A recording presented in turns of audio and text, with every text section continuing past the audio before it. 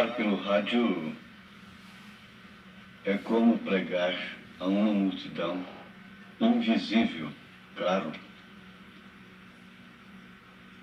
e que nem todos estão de acordo, mas uma certa lei nos deixa mais em liberdade.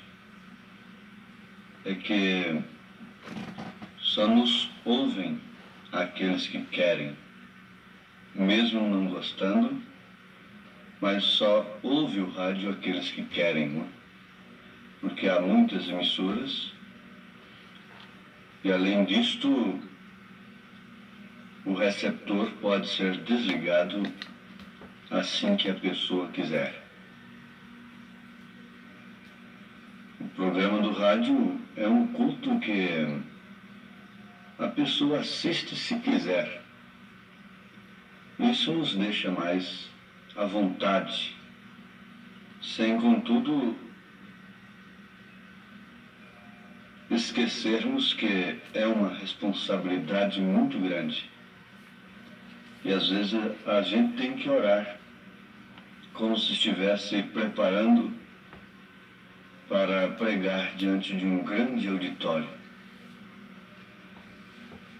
Portanto, como diz o Espírito Santo, se ouvirdes hoje a sua voz, não endureçais os vossos corações, como na provocação, no dia da tentação no deserto. Isso está escrito na carta aos Hebreus, capítulo 3, versículos 7 e 8. Ouvintes amados, uma voz que devia ser tão agradável, mais agradável possível para nós que nos chamamos de cristãos, deve ser a voz de Deus, a voz do Espírito Santo. Mas como saber qual é a voz do Espírito Santo? Como conhecer? Jesus disse: as minhas ovelhas conhecem a minha voz. Sabe-se daquele caso, daquela questão que foi parar no juiz em torno de uma ovelha. 2 pastores estavam numa demanda tremenda por causa de uma ovelha.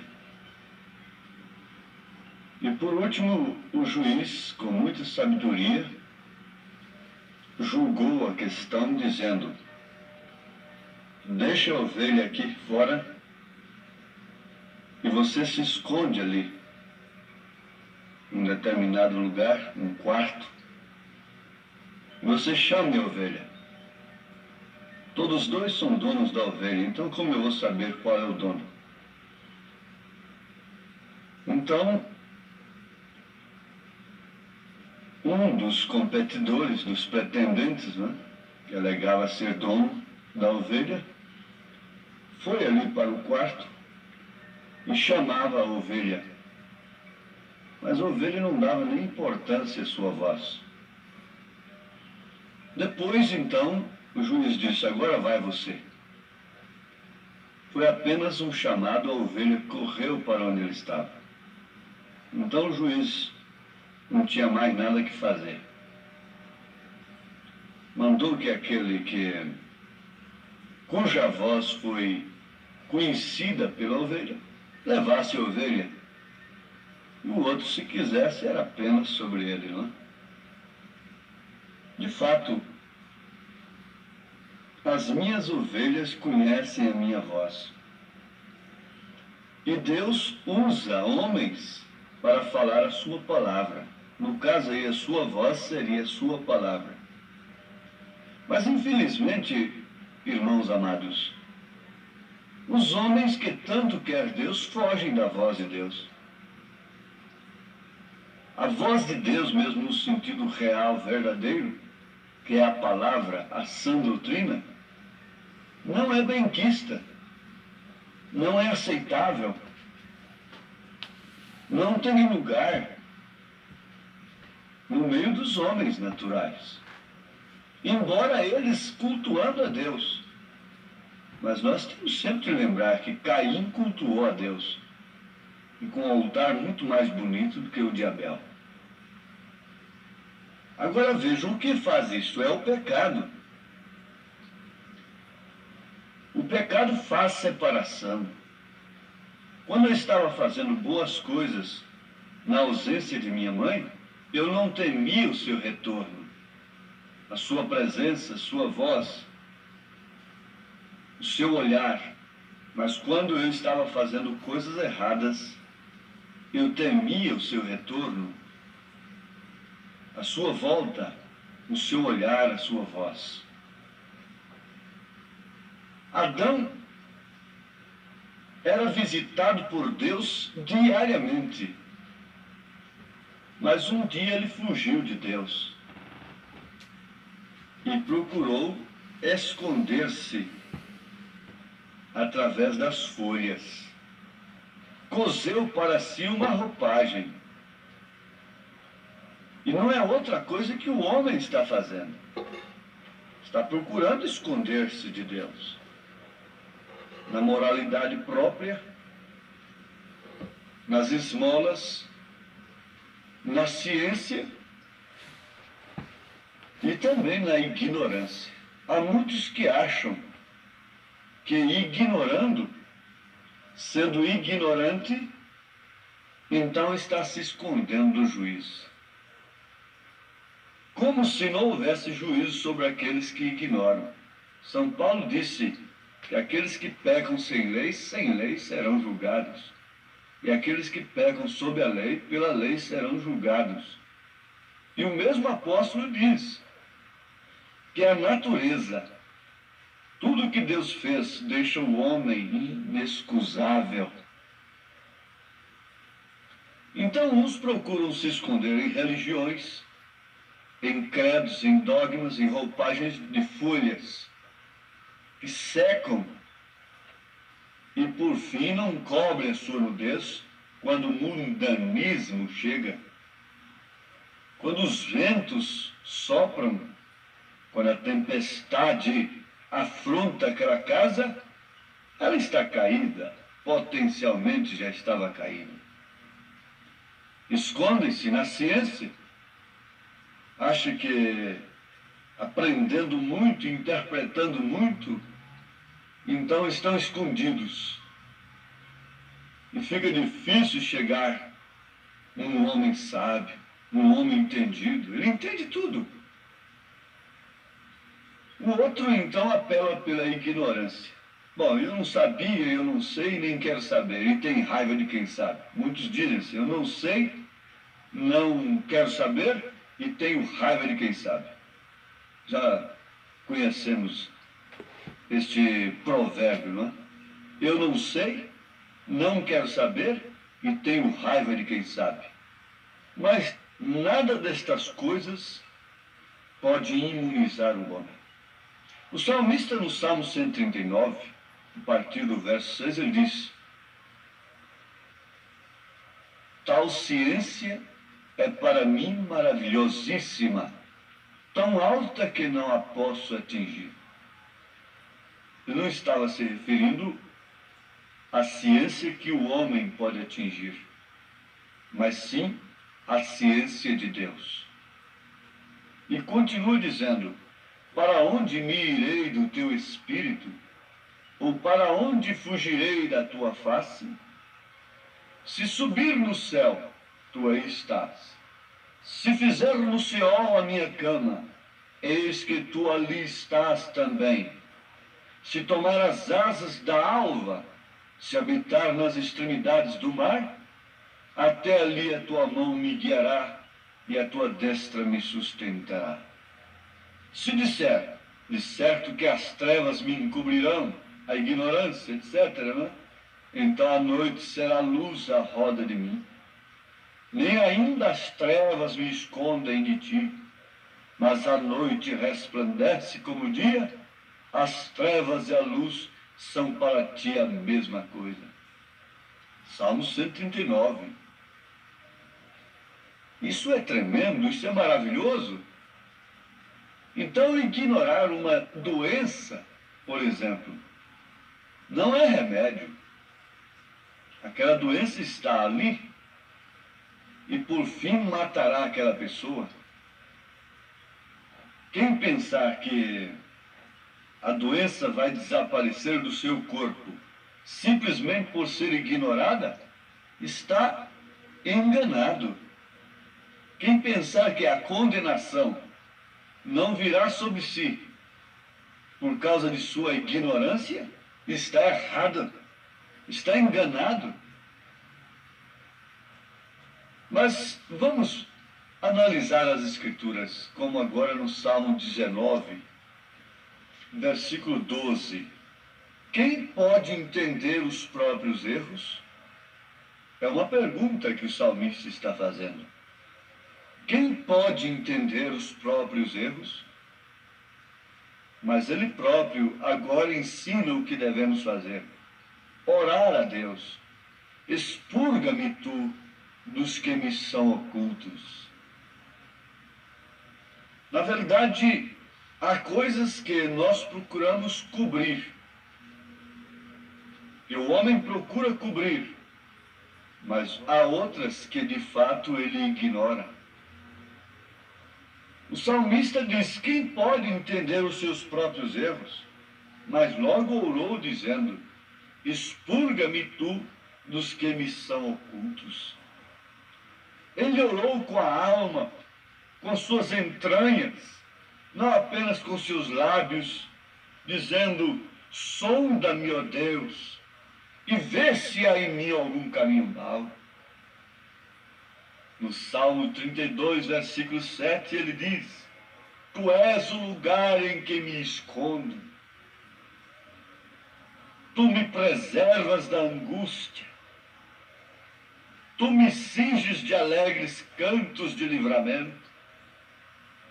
Se há um lugar em que se deve esconder, o único é na palavra de Deus. Aquele que habita no esconderijo do Altíssimo, não aquele que habita numa igreja organizada há 300 anos, há 900 anos, há quase 2000 anos. Mas aquele que habita no esconderijo do Altíssimo, à sombra do Onipotente descansará. Deus mostrou e sempre está mostrando que o reduto dos homens é falho, é enganoso. O que Adão buscou para cobrir-se não era o plano perfeito de Deus.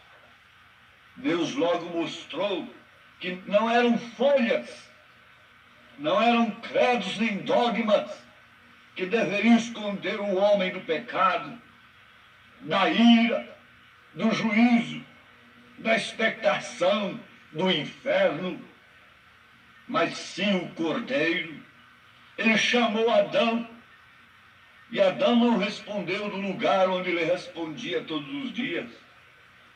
Estava escondido ali.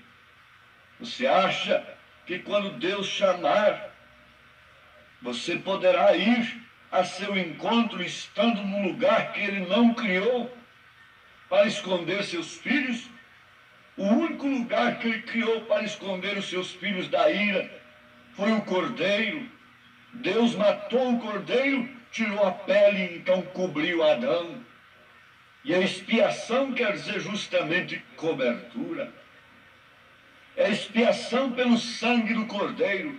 Não há outro reduto fora da palavra. Essa terra dentro em breve será sacudida, será abalada pelo juízo de Deus, pela mão forte do seu Criador. E eu pergunto: de que valerá as muralhas dos homens? O que valerá o reduto dos homens? O que valeu a ciência antediluviana? Uma arca feia, tosca, de madeira lavrada a machado. Valeu muito para o Filho de Deus, mas a ciência polida não valeu coisa alguma para os filhos do mundo. O reduto do mundo não vale coisa alguma. tem muita força, tem muito poder, somente enquanto Deus não resolve a coisa, somente enquanto Deus permite. Onde você está escondido? Você diz, bom, eu estou na igreja dos meus pais, é tradicional. Sou tradicional. Não, o assunto não é este. A Bíblia diz, aquele que habita no esconderijo do Altíssimo, não dos pais, à sombra do Onipotente descansará. Direi do Senhor, Ele é meu Deus, o meu refúgio e a minha fortaleza. Ó, meus ouvintes, para onde me irei do teu espírito? Ou para onde fugirei da tua face? Perguntou o salmista. Naturalmente, com experiência própria, Davi sabia disso. Quando ele pecou, tomando Betseba de Urias, ele pensava que tudo estava encoberto. Mas Deus o amava. Deus não permitiu que aquilo fosse escondido. Mandou o profeta na sua casa para pedir subvenções, para tirar cisquinhos dos seus ombros, porquanto ele era um rei, para pedir ajuda, para fazer casas de filantropia e outras coisas. Não, um profeta não vem para isso. O profeta foi lá e disse, levou o dedo indicador, que simboliza o profeta. Disse, ó rei, esse homem que você acaba de dizer que precisa de morrer, é você mesmo. E ali estava o amor de Deus sendo expressado por Davi, para depois então nós podermos ter um Salmo 51. Leia o Salmo 51. Então ele tinha experiência. Para onde vou? Para onde me irei do teu espírito? Ou para onde fugirei da tua face? Aquela igreja diz, não, não precisa isso. Não precisa essas confissões de traições do passado. Não precisa nada disso. Isso é loucura, isso é fanatismo. Isso são folhas secas. O Espírito continua dizendo, onde você se esconderá de mim? Porventura ele não está chamando alguém nesta hora que tem procurado se esconder em alguma beneficência, se esconder em algum sacrifício, em alguma religiosidade, mas agora está aqui a luz. Deus te abençoe, você que tem ouvido para ouvir a voz do Espírito Santo, em nome de Jesus Cristo. Amém.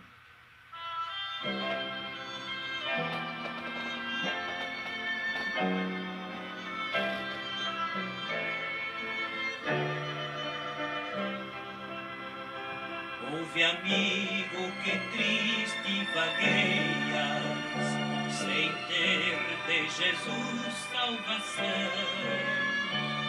Uma voz meiga e doce te chama, porque fechas o teu coração. A voz te chama suavemente, abre agora a porta do teu coração. A voz te chama com insistência, pois em teu coração quer habitar.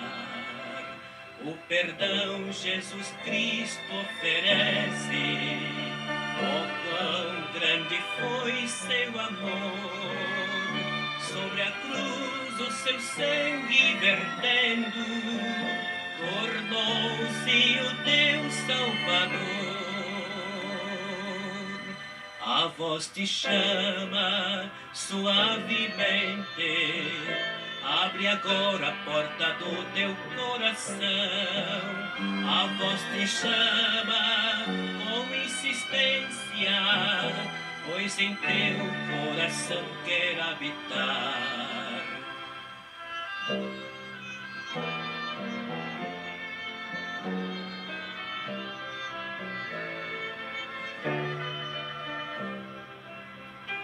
Esta voz que tão meiga te chama, em breve há de silenciar,